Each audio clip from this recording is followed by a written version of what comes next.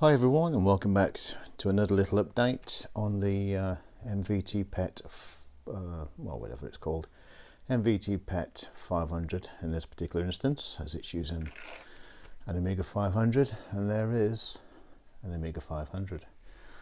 So what I've done since the last video is I've fabricated the case itself.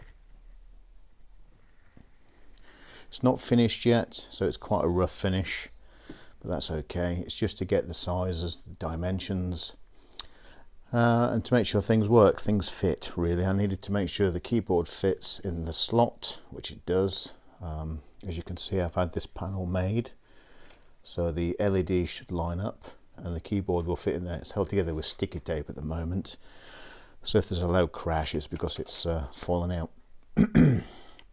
But like I say, it was purely to make sure that the keyboard fits inside the template and the template fits inside the recess that's been made here for it. This plate in the final model will sit, there'll be a little plate under here that's recessed, and this will sit on top. So I'm unsure whether I'm going to make this interchangeable or not, this plate. I may not, just because it's manufacture wise it's a lot easier to have this plate actually spot welded or tack welded onto this frame. So if this frame does bow a little or it's not perfectly straight when it's folded, it will all line up nicely. It makes it much easier for me to create this, but I'm going to make a universal sample, which is what this one is, and I'm going to try the different configurations and see how it works. If things don't line up, I can tweak things and mess about. I've roughly put a hinge on top, which I got from Screwfix this morning. None of the holes line up, as you can see, and I don't have any screws, so I've got really long screws in there, but it doesn't matter. It's just so I can do this, which is exactly what I wanted it to do. I don't particularly care about the hole locations. I can move those so that it lines up properly. There is only, as you can see on the sides, there's no bolt stays or bolt stops or whatever you want to call it. They were on there, I've cut them off because they don't line up properly, but that's okay. That's what a prototype is for. So I'll put those on back on at a later date so it can be screwed up as the original Pet was. That's my plan anyway. There will be a bonnet stay, but there will be a bar that goes whichever side it goes to. It'll fold inside and lift up just the same. Now the next question I need to ask people is floppy drives. Where do I put them, or put it, in the case of an A500? Now I can probably make a PCB that will make the 500 accept 2 floppy drives, but it's 2022, and I mean, let's face it, does anyone use floppy drives anymore? Probably not. But what I thought about doing was having a cutout in there, and the floppy drive lives in there. Ignore this particular model. I've folded this, and it does have quite exaggerated rads on here. So these are it's probably a 6mm rad. It should be 3. So this size is incorrect. It should be slightly bigger here than it is, because of the rads. The machine I've got to make the folds, it's a bit, well, it's not accurate enough to put a sharp fold in there. That should be a sharp line. On the production model it will be a sharp line, and there'll be a sharp line here, a little bit like that, or perhaps like not as much, not as sharp as this, because that's what I've made by hand. So this rad here, it'll probably be like that in truth, if you can see it.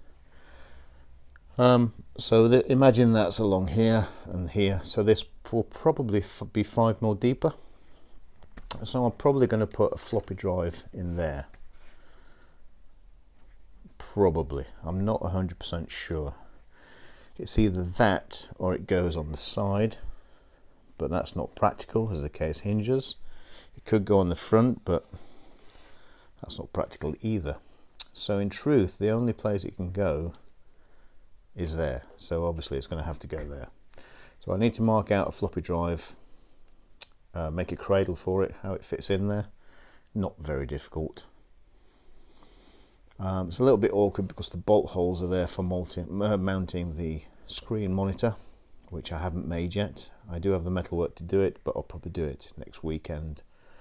I try to do these when I get time at weekends at work. So I've made this weekend, the body. I made the bottom the week before, and I'll probably do the housing, the top housing, the monitor housing next week, you know, if I get a chance. Now, if I make a floppy drive in this particular model, this is a prototype again, so it will probably live there if it fits. It should fit, I'm not sure, but it should fit. If it doesn't fit there, then we really need to think about is it worth putting a floppy drive in it at all. I mean, I suppose I have to for an Amiga. It has to have a floppy drive. That used to be my particular insistence on any computer that called itself an Amiga had to use a floppy drive. But in this day and age, is it really necessary? Probably not. If I lift this up, hopefully the keyboard won't fall off. There's a lot of space inside. So what I plan to do here is on the left hand side where the Zorro port is, there will probably be an ATX power connector there. And that's it. It'll probably be a Pi Storm with HDMI out, which will go to the monitor. For the native Amiga modes, it will probably have the HDMI, the Denise to HDMI, again another Pi solution. So it will provide two inputs to the monitor in there, and they'll both be HDMI. Now, I don't know whether, I was thinking all kinds of things of having floppy disks and CD-ROMs and real hard drives.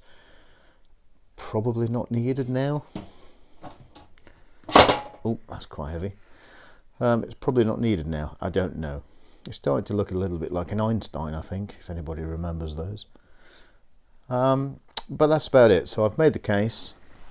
I'll put some pictures on of the back. I can't lean over with my phone and do that because it's next to the Mac. So you can see the back. The holes don't line up for the hinges, so I had to drill a couple of holes. So it looks messy, but ignore that. So there we are. That's the latest update on the A-Pet. Yeah, I suppose the next exciting thing is to get the screen made and give it a test.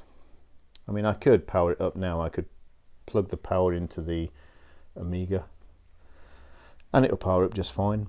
I could probably sit the monitor on there, but it looks a bit naff, so I might not bother. I might wait until I do the actual housing next week, which would be much better.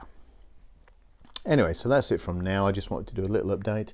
This is the same cutout for the PC keyboard as well, so if this template comes out, the keyboard comes out, and the PC one can go in, and it can just be a regular PC. There won't be any ISA slots, not ISA, PCI slots, simply because I need to mount a hinge on here, and there's not enough room.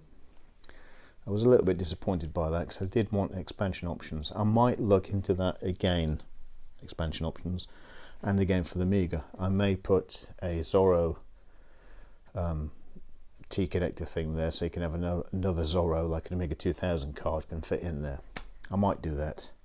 But if you're running a Pi Storm or a Vampire, is there any point? Probably not.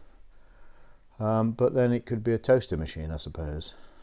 So thank you very much. Take care. Have fun and have a happy Easter.